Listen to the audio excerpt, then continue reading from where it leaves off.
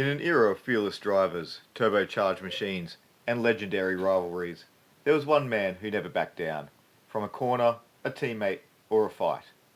René Arnoux was the embodiment of grit and aggression. He wasn't always the fastest, but few were as determined. His story is one of untamed talent, near misses, unforgettable moments, and a legacy built on bravery. This is the Racing Chronicles, and this is the story of René Arnoux. René Arnoux was born on the 4th of July 1948 in regional France.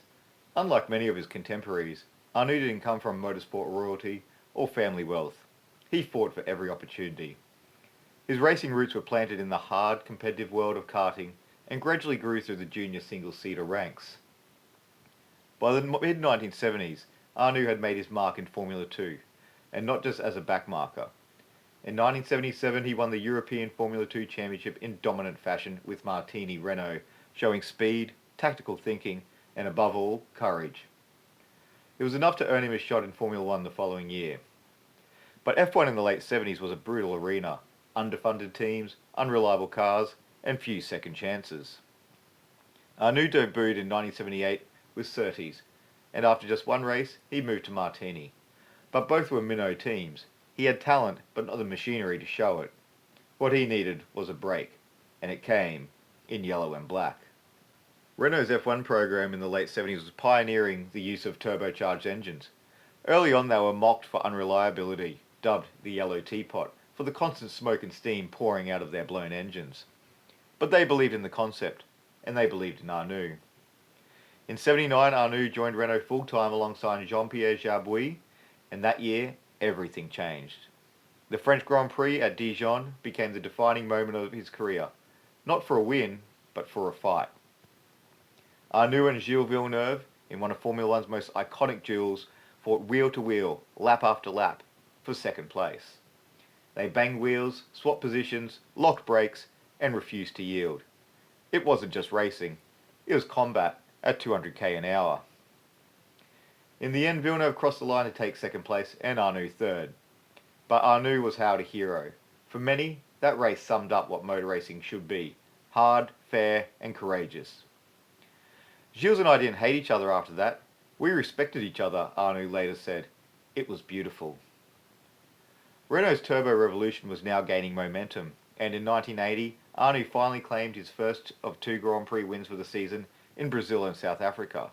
And for a moment, he was a title contender. Arnoux' qualifying speed during this period was nothing short of electric.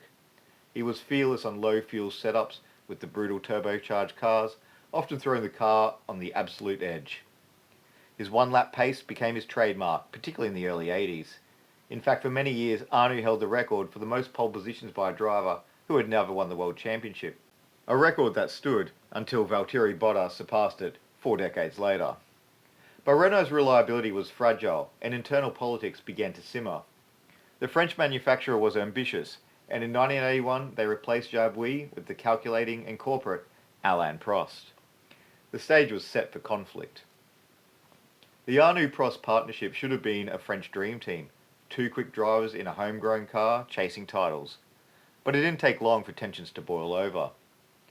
Arnoux was emotional, impulsive, a street fighter in the cockpit, whereas Prost was clinical, strategic, and viewed racing like a game of chess. They clashed both on and off the track. At the 1982 French Grand Prix, controversy erupted. Arnoux was supposed to follow team orders and let Prost through to aid his title campaign, but Arnoux refused once the race got going. He won the race, and Prost fumed. The French media called it a betrayal. The Renault team was in turmoil. And although Arnoux claimed one more win that year at the Italian Grand Prix, his days at Renault were numbered. But another opportunity awaited, this time in red. When Ferrari came calling, it was impossible to say no. Arnoux joined the Scuderia for the 1983 season, partnering Patrick Tambay in what would become a fearsome duo. At Maranello, Arnoux found a car, the turbocharged 126C3, that suited his aggressive style. He won 3 races that year, Canada, Germany, and Holland, and for the first time in his career, he was in a genuine title fight. But reliability, once again, cost him dearly. Despite his efforts, He finished third in the championship behind Prost and Piquet. 83 would prove to be Arnoux' peak. In 1984, Ferrari's performance dipped, and Arnoux' fiery temperament got the better of him. He still brought home podiums, but the sparkle had faded. Behind the scenes, political machines were brewing again.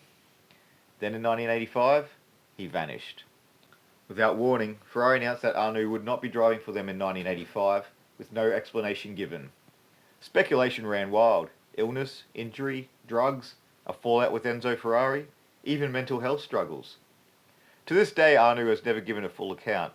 Things happened, he once said, cryptically. That's all I'll say. Eventually he re-emerged mid-season with Ligier, but by then the magic was fading. The turbocharged Ligiers were no match for the front-runners, and Arnoux, now in his late 30s, was past his prime. And yet, the fire never went out. Even in a midfield or backmarker car, Arnoux refused to yield. He became infamous in the late 80s for one particular trait. He would not allow himself to be lapped, no matter who was coming up behind him. Whether it was Senna, Prost, or Mansell, Arnoux would fight them tooth and nail, ignoring blue flags, weaving defensively, and defending as if it was for the lead. To some it was obstinate and dangerous. To others it was pure Arnoux, the street fighter, refusing to bow, even when the race had left him behind. There was a stubborn nobility to it. He might not have had the pace, but he still had his pride. And while race stewards and front-runners grew frustrated, fans couldn't help but smile.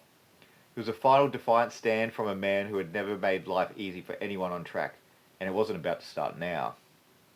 Arnoux would race on until 1989. His final years at Ligier yielded little more than a few points and many stories. But for those who watched closely, they saw a man refusing to let go of the fight. Arnoux was not the smoothest driver, he was not the most political, and he certainly wasn't the most consistent. But he was without a doubt one of the fiercest. In the age of carbon fibre and safety cells, it's easy to forget what it meant to race in his era. Arnoux drove cars that could kill him every Sunday. He raced against legends like Lauda, Villeneuve, Piquet, Prost, Senna, Mansell, and never flinched. He fought for every place, every corner, every lap. Many fans remember him only for Dijon 1979, but that would be a disservice. Arnoux' contributions to Renault's turbo development, his near-title campaign at Ferrari, and his refusal to be cowed by team orders all mark him as one of the sport's true warriors. As legendary motorsport journalist Javi Krombach once said, he was the last of the romantics, a man who drove with the heart, but not the head. Today Arnoux is occasionally spotted at historic events, his trademark grin intact. He speaks fondly of Villeneuve, of Ferrari, of Dijon. You get the sense he has made peace with the fact he was never world champion. Post-retirement, Arnoux also turned his attention to helping shape the future of French motorsport. He played a role in founding the Dams team alongside Jean-Paul Driot in 1988. The team would go on to become one of the most successful operations in the junior formulae, producing numerous champions and future F1 stars across Formula 3000 and its subsequent incarnations, along with Formula E. Arnoux' legacy, then, isn't just one of fierce driving, but also nurturing talent. But to fans of that era, he was something better, unforgettable. And perhaps that's the highest honour in a sport that forgets so many. This has been the Racing Chronicles. If you enjoyed this video, don't forget to like, subscribe, and hit the notification bell so you never miss an episode. We've got plenty more stories coming your way, so stay tuned for the next chapter in racing history. Thanks for watching. We'll see you next time.